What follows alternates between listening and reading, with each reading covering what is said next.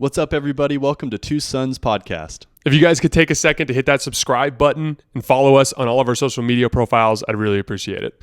All right, welcome to the Two Sons Podcast, episode 5. Which I think was my favorite episode again. But before, I haven't seen you since last Wednesday because you ran off to Mexico for a few days. How was that, man? Hell yeah, man. It was good. It's always good to get down there. It's actually been a little bit of time. COVID kind of slowed us up going to Mexico. So we used to go 2-3 times a year, and then we just haven't been going all that much lately. So it was good to get back. We didn't get pulled over, which is solid. We didn't have to pay off any cops like last time.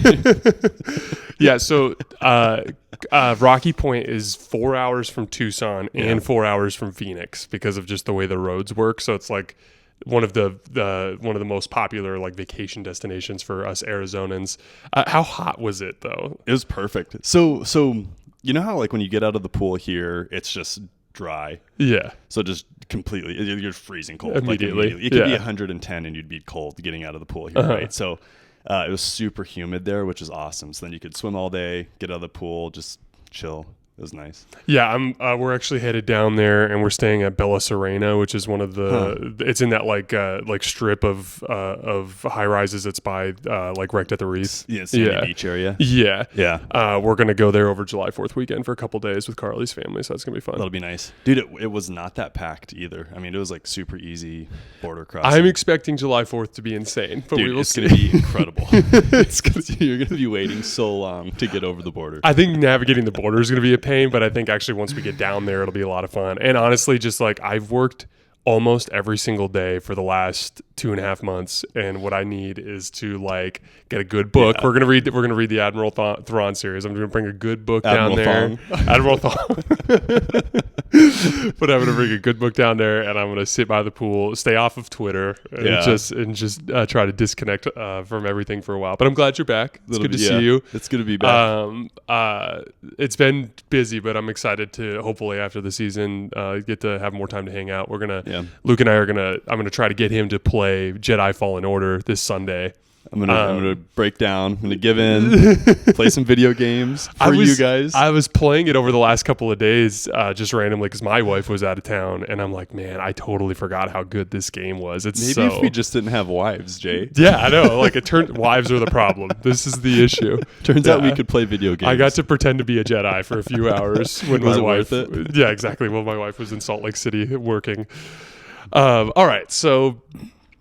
Lots to get into with this episode. Yeah. Absolutely incredible. Tons of lightsaber fights and use of the Force, which is obviously our favorite thing. But I think where we got to start is Reva. Mm-hmm. So I had a prediction with Reva that came true, and you had a prediction with Reva that I think might come true that I want to get into. So the prediction that I had was that Reva was one of the younglings in the opening scene. She was there's one scene where all the younglings are standing together, and the camera's obviously more focused on her, and she's a little taller than everyone too. Yep, she's taller. Mm-hmm. So that was kind of a giveaway. And and she did say at one point, I tried to protect them. Yep. So you could tell her whole thing is she was probably a little bit older. Yeah. Probably a little bit more, been around the block a few times at the academy, that kind of vibe. Well, and when she was talking to Owen in one of the first episodes, she's something along the lines of oh, I like a guy that tries to protect his family or something. Yeah, I respect that or whatever. Yeah. She does have a weird thing with Owen, which we'll get to at the end. So the other prediction was one that you made, and I'm totally on the fence about it at this point. So Luke made a prediction after the first episode that she's going to turn good. Oh, and you made it based on the idea that her body had not yet succumbed to the dark side of the Force. I see. Essentially, that her body had not withered away from tapping into the dark side. She looked very healthy and young and fine, and then also just the background from the Jedi Academy. So here's where I think you might be onto something.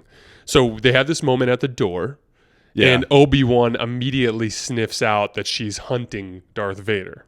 Yeah. Which makes all of a sudden a bunch of things start to make sense. It makes sense all of a sudden that she's obsessed with Obi Wan because now she blames Obi Wan for not controlling Dude, everyone's Vader. just blaming Obi Wan for Palpatine's scheme. Yeah, dude, it's like he's the guy. Yeah, he's literally like the face of the fall of the Jedi Order. It's it totally is. I feel bad for the guy. Who's the one who trained Anakin? He's like, that was me. Yeah, my bad.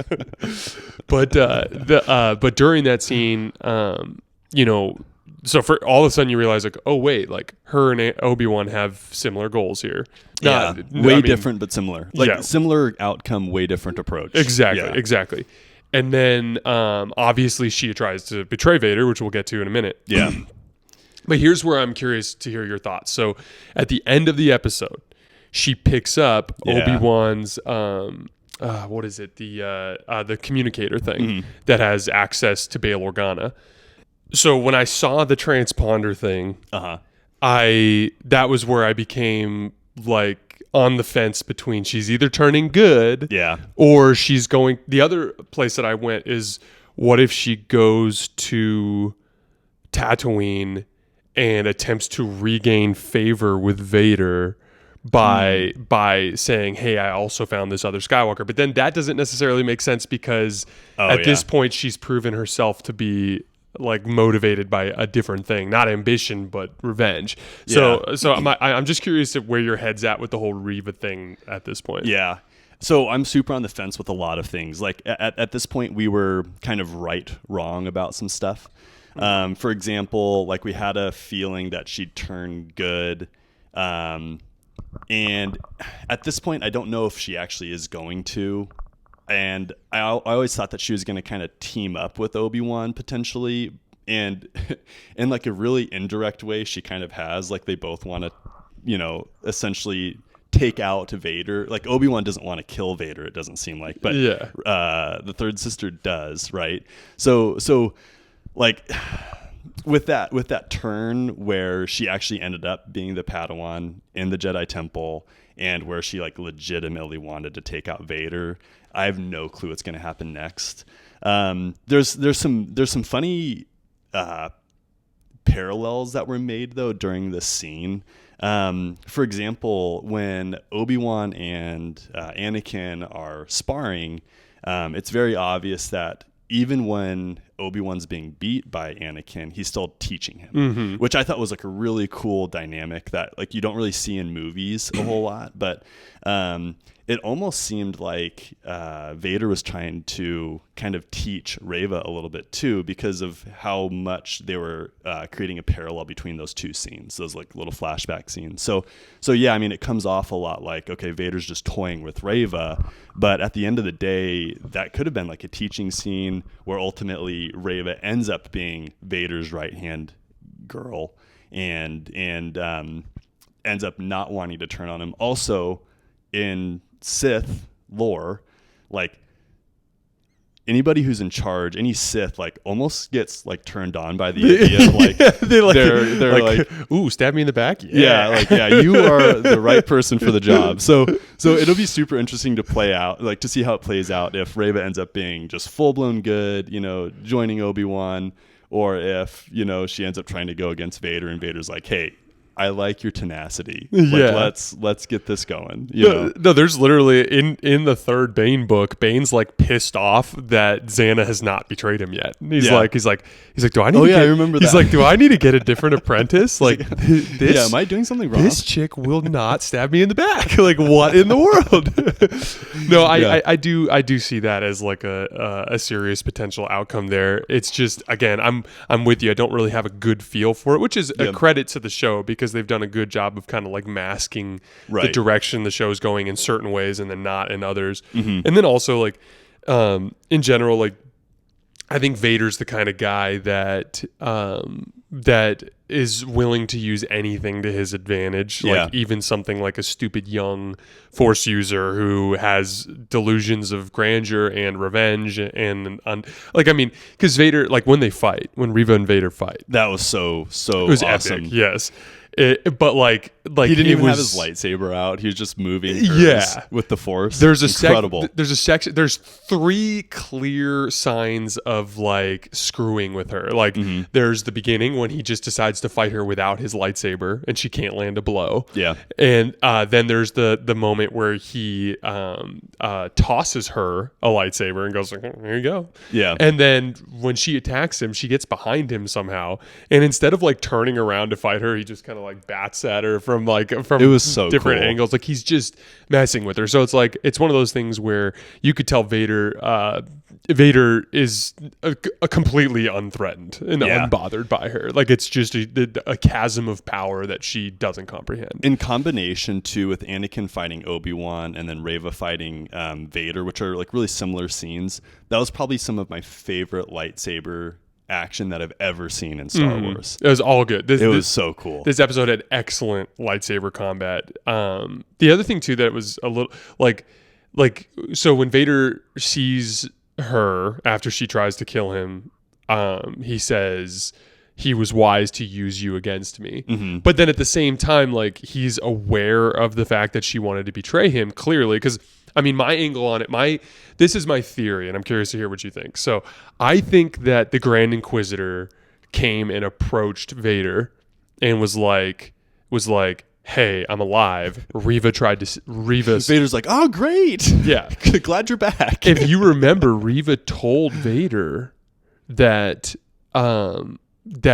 Obi-Wan struck down, killed the Grand Inquisitor. Uh-huh. So I think what happened is she was like, the Grand Inquisitor comes back and goes like, "No, Reva killed me."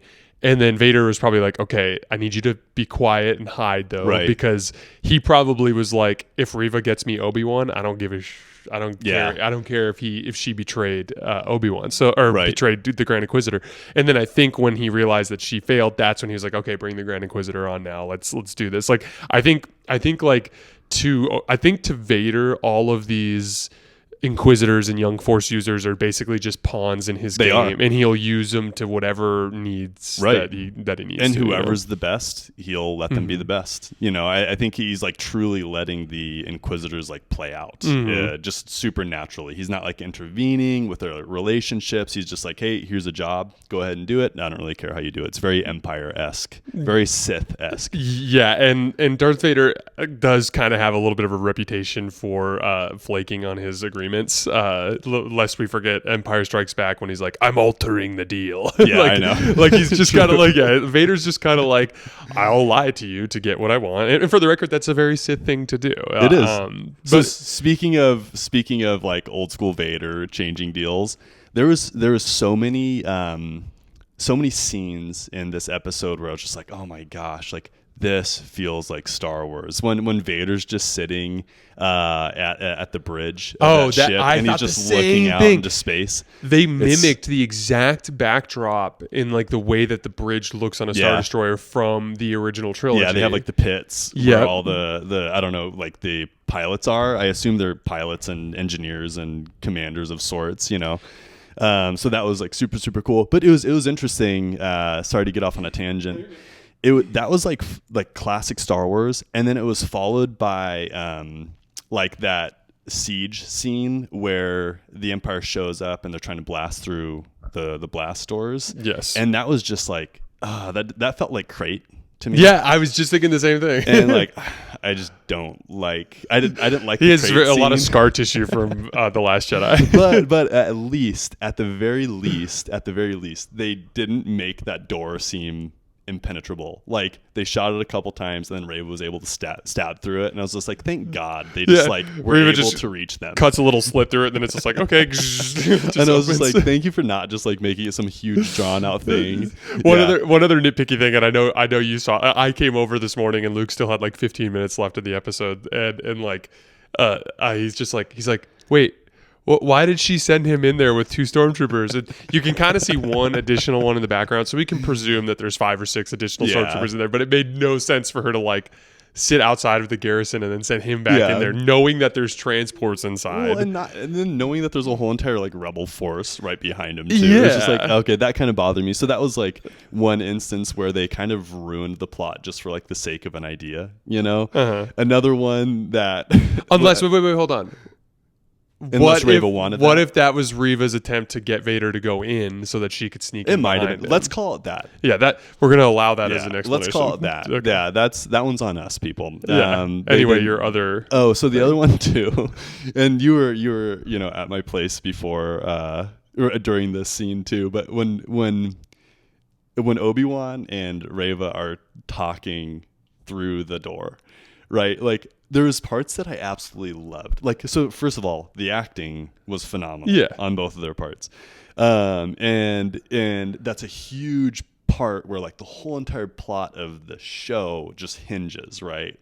And then because we learned that she wants to go against Vader, right? So, but then it's just so obvious that everyone would be able to hear that entire conversation, right? So like, just envision like the close stormtroopers that are like really close to Reva, and they're just like, like this is a little awkward. Particularly when they drag him outside, I know. because they're literally like 4 feet away, and Obi-Wan's just openly telling her like, "I'm bringing him here for you. Like, you're gonna kill him." Like, she doesn't go like, "No, I'm not. No, I'm not." So that was one thing that didn't make sense. And then if we're doing the nitpicky portion of the show, which we are, we've entered the nitpicky portion. It's always somewhere. Again, I think the show's fabulous. But also like, so they're trying to open up the bay doors, right? That get closed by evil Lola. Yes.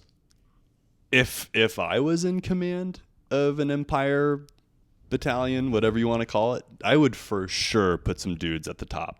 Oh yeah. Like, yeah. Oh yeah, you would just drop a garrison up there in case. Yeah, you and just let them shoot down on people and maybe shoot exiting ships, which they're trying to do is exit with their ship, right? So it's one thing for us, or to be Reva like, just chucking an object like she did at the Oh, yeah, Fortress I know. Inquisitorius. Yeah, so it's one thing for us to be like, oh, like Reva, wanted them to escape or something like that, but it's just like, no, like Vader's definitely still in charge at that point. Like, so that was just kind of a sake of the plot being kind of ruined because of the sake of an idea, I think. So, but and then I mean, your reward though, in terms of like some sort of logical conclusion, which is one that I can't believe hasn't happened more frequently in previous episodes, but the Star Destroyer actually managed to see the ship leave and follow it. True. This time. And we're poised for another Last Jedi slow motion car chase. Slow motion space car chase. Maybe we'll see some thundering, arcing green bolts taking out some ships. I hope that Deborah Chow just screws with Rian Johnson by like doing the identical like him saying like they're out of range, but then like firing like straight line bolts just to like screw with him. Or maybe they try and fix that somehow, and they maybe give us an explanation like, hey, the gravitational pull from this planet that we're next to is arcing these bolts, which happen to be very sensitive to gravitational pulls, right? Everyone who is calling us out, or right. Fire the curving lasers specifically. The curvy green lasers. The green ones. So I'd be down for that. Like, as much as that scene would kill me, I'd be like, okay, at least they're covering crap up. Yeah, exactly. You know They're what I at least mean? attempting to explain things. Yeah. Yeah, so I thought the other Deborah Chow's like, Two Sons podcast. That one's for you boys. Wink, wink.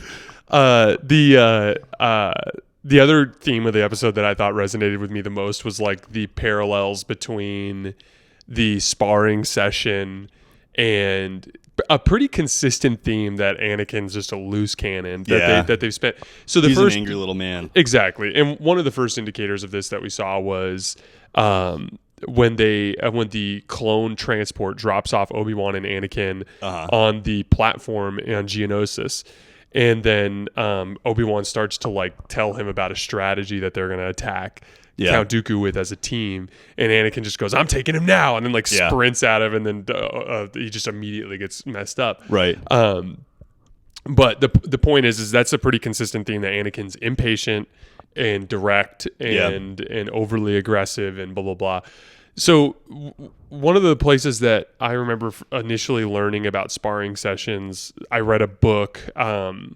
It actually, not to get down a huge rabbit hole, but there was a book that ended up being basically a prequel to the Yuzhan Vong stuff that took place in the expanded universe before Disney took over. Which low-key is like one of your favorite. It's an incredible Star Wars storyline that I think is a really interesting concept. But at the same time, like, it was the first time that I think Star Wars got outside of its scope a little bit. Oh, I see. And we don't have to go down that road right now, but it gets weird. Like, they're from a different galaxy, so like they're not even attached to the Force in any way, shape, or matter. So like the Force is like this weird like deity, but only in this galaxy. It's complicated, but anyway, there's a prequel of it, and basically Anakin and Obi-Wan end up going to Zonama Sikat, which is this planet that actually was effectively a scout planet that was sent ahead by the Yuzhan Vong. It's this complicated thing, but in it,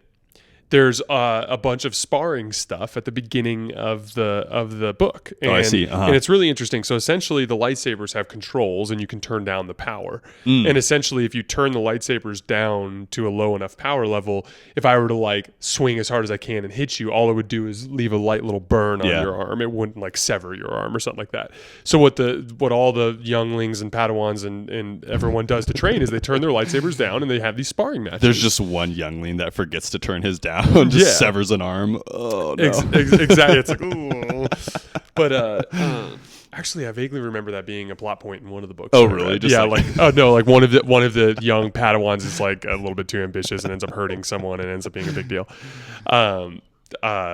But anyway, that I thought that the sparring session's cool. It's like, that was cool. Yeah, it's our 4 p.m. sparring session. Like I meet Obi-Wan up here, we throw down, and I've never beat him before, but today I'm gonna beat him. And then I go up there and I'm super aggressive. There's the repeat of some of the stuff that you see from him in episode 2 and 3, where like he's kind of just hacking away with his lightsaber recklessly, just like out of power, and basically throughout the whole episode, you could tell it's like a parallel. It's like. Who's that? Lola. Come here, baby. But there's like this kind of vibe where it's a kind of like the pathway of their conflict to where Anakin has an advantage, but he doesn't perceive his surroundings well enough, and Obi-Wan turns the tables on him, which is what happens to him and Mustafar, and ends up being a pretty consistent theme for the two of them. There was also a really cool part too in both of those scenes where a lightsaber was taken away from the competitor. Yeah. So I thought that was really cool too, because you only see that when there's a true advantage of someone against the other person. Like losing your lightsaber during a battle is a huge deal, right? So it was cool to see that happen too. So and like in general too, I think you can start to see a little bit of exasperation from Obi-Wan, and you see that a lot in Revenge of the Sith. And I wonder if that was intentional, that they placed that sparring match with Anakin still as a Padawan rather than later on when he's got the long hair and stuff. Which, by the way, I thought they did a good job of like. It was very clearly older Hayden Christensen, but they did just enough like fuzzing of the lines wrinkles, to make it passable. And I'm not going to be super picky about that stuff. I'm not either. Like my thing is like we also have a recasted Obi-Wan, essentially from Alec McGuinness. So it's like you have to kind of accept the fact that like as long as it as a viewer kind of sucks you into what the experience was supposed to be. And I thought they did an outstanding job of recreating what Obi-Wan looked like. I did too. In Attack of the Clones with his like weird long hair, kind of like set back type of vibe. But that whole thing was just really, really cool. And another thing that I thought when I saw that, because I was like, they're on this beautiful terrace that's overlooking Coruscant. I was wondering if you're gonna bring that up. All I could think is like, what a dope life being a Jedi would have been. No, I totally agree. It would have been sweet. But then also, something that it seems like the show is trying to focus on is contrast. Right, so it also contrasted the lifestyle that Obi-Wan had versus the lifestyle that he has now. Like essentially desert rat. He's a vagabond desert rat, like person floating through the galaxy as a runaway versus like living a titan of the Jedi Order. Exactly, like up in the upper levels of Coruscant. So and anybody who's read any of like the Plagueis books or even watched any of like the Rebels series knows that like the lower you get on Coruscant, the poorer you are, essentially, and the higher you are in Coruscant, the more wealthy or affluent you are. And so yeah, it's you cool to learned see that in the High difference. Republic, remember? So in High Republic, there's one little tiny mountaintop that's God knows Oh, how yeah. tall, and it's like the one remaining piece of visible Earth on Coruscant. Coruscant, yeah. And so like you can effectively assume that the entire planet is tens of thousands of feet built off the ground. Yeah. Which is insane to think about, but it's such a cool It's like crazy kind to of think Star about. Wars a Star Wars concept. Did you have Yeah. any additional notes? So, what was your thoughts on the Tala and Roy robot scene? So yeah, I put that in my notes too as Tala's sacrifice, and it's something that they've done a really good job of in Rebels, in this show, in Rogue One, in Solo. This idea of like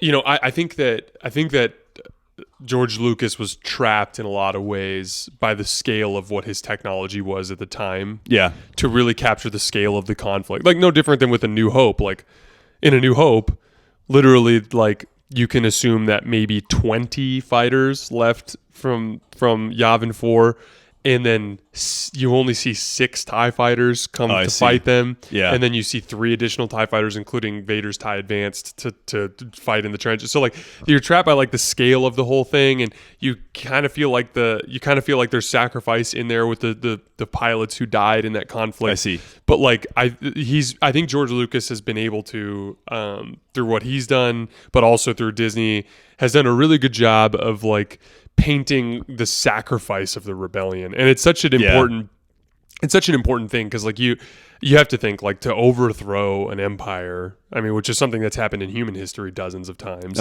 It requires people who are literally willing to sacrifice their lives to do something like this. And I mean, you think about like with someone like Tala, she's in the empire, she's probably well paid. Yeah. And she does tell the story. That in the backstory episode, was cool. The backstory about them killing the Force sensitive families, and it's just another example of what we talked about earlier in the series, which is like when you do evil things, you run the risk of creating enemies. It's like I talk about this with my wife all the time, especially with the business that I'm in, which is very public.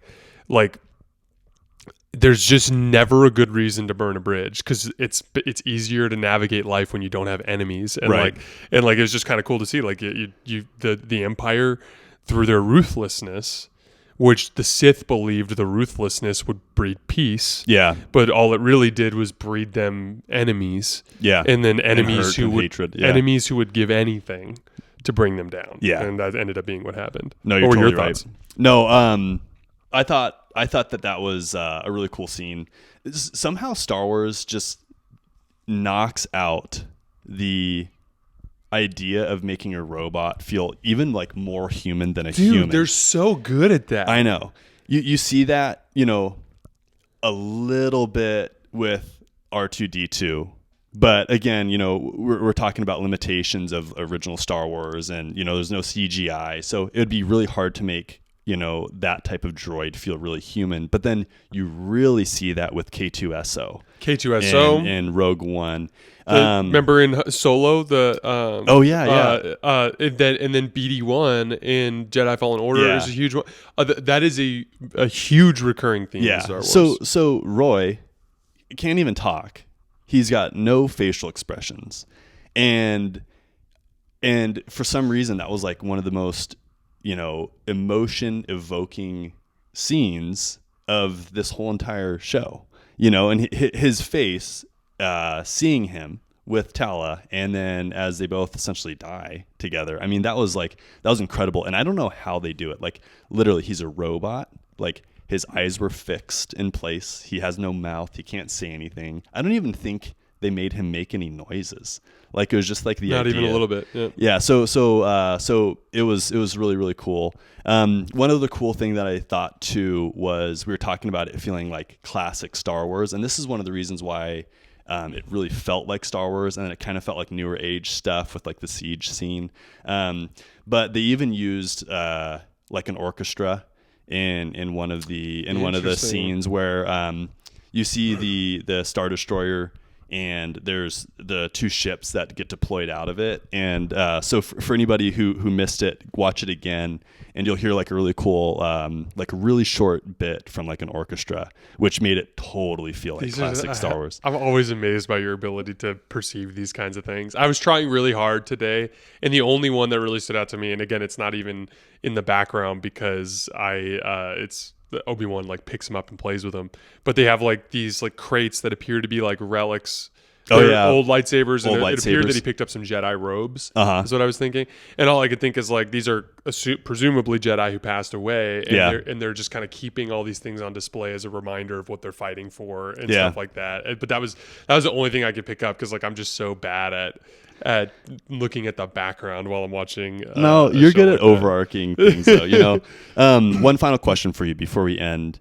So. You know, we know the fate of a lot of these characters. We know Leia lives. We know Obi-Wan lives. We know Vader lives. We know Uncle Owen lives, right? So yeah, you know, the backstory we still need to learn about. Do you think the third sister lives beyond this show? Oh, man. You know, I was thinking about this as I was driving over here. If I had to guess as to what I think is going to happen, my guess would be Obi-Wan perceives, obviously, at the end of the episode that something's wrong, and goes to Haja at the beginning of the next episode and goes, "Where's the communicator?" Haja goes, "I don't have it." He realizes it got left behind. He knows that Reva or Vader has it. He sprints back to Tatooine, runs into Reva there. But somehow like it'll be something like Vader's tracking Reva or something like that, because it's very I don't know if you caught this, but it seemed to me with the parallel of Anakin stabbing her, it's presumably as a Padawan or as a youngling she got stabbed in the stomach too. Oh, that's what I was thinking. Was it looked by like, the way, that can you imagine Vader standing over you and stabbing you? That was a cool scene. That was a cool scene. Glad you brought that up. But like Vader easily could have decapitated her. Right. Yeah. And so like my theory is in that scene he understands that she will contact Obi-Wan if she's still alive, because she will realize that the Empire is no longer an option for her. And so effectively my guess is Obi-Wan realizes the communicator's gone, runs to get Reva, but the hard part of that is Anakin or Darth Vader can't find Tatooine. But in theory, maybe he either intercepts Reva or him and Reva leave Tatooine after having some sort of communication, and then Vader finds them there. But my guess is this ends with Reva and Obi-Wan fighting Vader together, and then escaping that'd be somehow. cool. But I don't have a really good feel for that, and I don't feel confident in it at all whatsoever. Sorry to put you on the spot. That was definitely like a put on the spot. That's part of the deal, though. Yeah. That's part of the deal, though. I mean, like, making predictions about this stuff is part of the fun. I just legitimately don't have a good feel for any of it. Yeah, I know. So I like that. I like that theory. I think ultimately Reva does not make it past the final episode. I think she probably. I wouldn't be surprised if she died. Yeah. I think she will die, in part because then it's just like, you know, what happened to her? Like all of a sudden she's just not in the galaxy anymore. It's not like so it's. You know, yes, in theory, she could, you know, live a quiet life somewhere and all of a sudden get out of the Star Wars mix, so to say. Mm-hmm. But I think it would be more interesting if she ended up dying. So I don't think she's going to make it. So what do you think? Do you think there's anything left that's going to happen to the Grand Inquisitor? Or do you think... Yeah, I don't know. I feel like so we know that he lives because of Rebels, right? So... By the way, can you refresh my memory on how he dies in Rebels? Dude, I can't even remember. Yeah, honestly. okay. Clearly, we need to have like a Rebels rewatching. We do. That'd be tight. Yeah. Viewers, you want to see you be that? down?